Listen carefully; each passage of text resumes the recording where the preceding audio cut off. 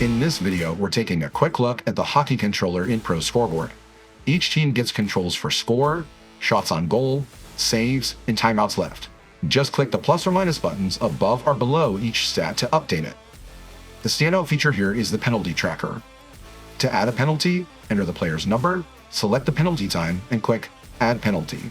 That player will show up on screen and their penalty clock will automatically count down while the game clock is running, clearing itself both on screen and in your controller the moment their time is up. Need to remove a penalty early? Just click on it and press delete. Rounding things out, you've got a timeout clock, a period indicator, and the game clock all right in the controller. And that's hockey. Score, shots, and saves are just a click away, and the automatic penalty tracker means you can set it and get back to watching the game. Thanks for watching, and be sure to like and follow for more ProScoreboard tips and tricks.